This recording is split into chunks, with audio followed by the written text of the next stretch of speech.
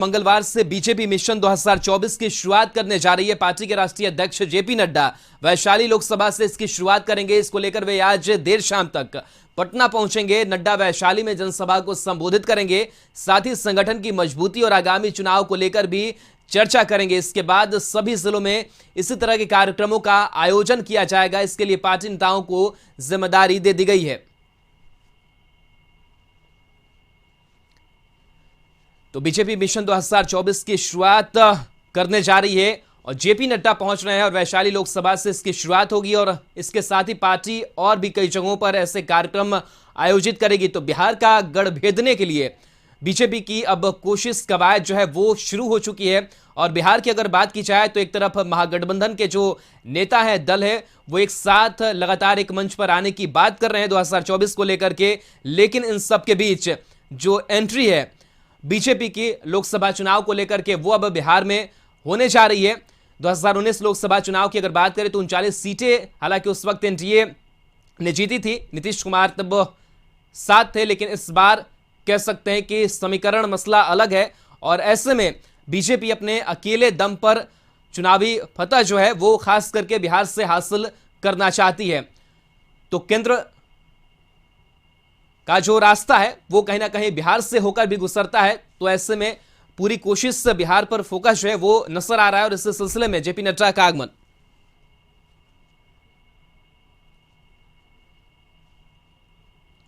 अवनीश हमारे साथ बीजेपी कार्यालय से लाइव जुड़ चुके हैं। अवनीश, मिशन 2024 को लेकर के कितनी गंभीर है बीजेपी, इसी बात से अंदाजा लगा सकते हैं कि वैशाली लोकसभा से शुरुआत भी अब होने जा रही है, जेपी नड्डा पहुंच रहे हैं, किस तरीके की रणनीति तैयारी नजर आती है?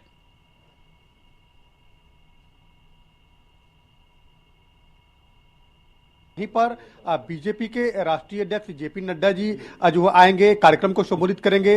कल बाबा हरिहर नाथ में पूजा अर्चना करने के बाद वैशाली शांति स्तूप का दर्शन भी करेंगे। उसके बाद वो पारू में जो जनसभा है उसको संबोधित भी करेंगे। हमारे साथ संजय मयूख जी हैं जो राष्ट्रीय मीडिया प्रभारी हैं। संजय जी, क्या कार्यक्रम है? कल पार्टी के राष्ट्रीय अध्यक्ष आ रहे हैं, क्या मिशन 2024 को लेकर आप लोग कल हुंकार भरेंगे? नहीं, देखिए, मिशन 2024 तो भारत के विकास का जो हमारा लक्ष्य है उसको पूरा करने का ध्येय मात्र है। तो हम मिशन 24 के लिए तो लगेंगे ही, लेकिन बिहार में जनता के साथ, जनादेश के साथ जो माननीय नीतीश कुमार जी की सरकार ने धोखा दिया है उसका भी हम खुलासा करने वाले हैं। माननीय अध्यक्ष जी कल हरिहर नाथ मंदिर जाएंगे, फिर विश्व शांति स्तूप जाएंगे, वहां से पारू हाई स्कूल में विशाल जनसभा को संबोधित करेंगे। इस निमित्त हमारे राष्ट्रीय सह प्रभारी हरीश द्विवेदी जी पारू जा चुके हैं और माननीय राष्ट्रीय प्रभारी महामंत्री विनोद तावरे जी आज ही पटना आ रहे हैं, वो भी वहां जाएंगे। इसलिए हमारा पूरा उद्देश्य है कि हम जनता के साथ इस जंग को जारी रखें।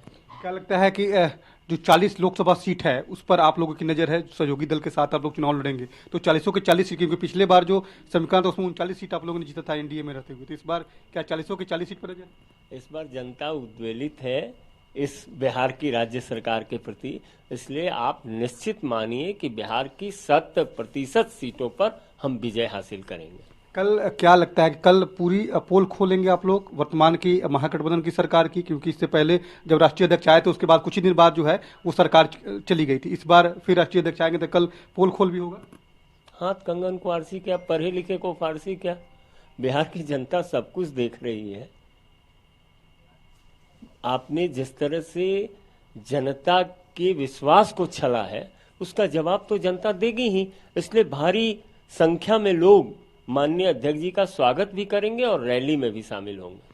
बिल्कुल, कल पार्टी के राष्ट्रीय अध्यक्ष आएंगे और उसके बाद कल ही शंखनाद होगा। उसके बाद तमाम जो 40 लोकसभा सीट है वहां पे भी कार्यक्रम होंगे जिसमें पार्टी के तमाम जो बड़े नेता है वो भी शामिल होंगे। और 40 के 40 लोकसभा सीट पर बीजेपी की नज़र है कि इस बार 40 सीट पे जो है वो जीत हासिल की जाए। और इसी को लेकर कल जब पार्टी के राष्ट्रीय अध्यक्ष जेपी नड्डा जी आएंगे तो यहाँ से हरिहर नाथ मंदिर का दर्शन करेंगे, उसके बाद शांति स्तूप जाएंगे और फिर वहाँ से पारू में भी जो कार्यक्रम है, जनसभा है, वहाँ जनसभा को संबोधित करेंगे। कल का दिन काफ़ी खास है बीजेपी के लिहाज से, क्योंकि बीजेपी के जो है राष्ट्रीय अध्यक्ष वो आ रहे हैं आज जो बिहार प्रभारी है विनोद तावड़े जी, वो आ जाएंगे और कल जो है वर्तमान महागठबंधन की सरकार की पोल खोलने का काम जो है वो बीजेपी के तमाम नेता करेंगे। उसमें पार्टी के जो राष्ट्रीय अध्यक्ष है उनकी मौजूदगी में तमाम नेता जो है वो हुंकार भी भरेंगे और हमें लगता है कि मिशन 2024 को लेकर जो आगाज है वो कल से आगाज शुरू भी हो जाएगा प्रचार प्रसार का। हमें लगता है कि आने वाले समय में जो 40 लोकसभा सीट है वहां पे भी कार्यक्रम तय होंगे और वहां भी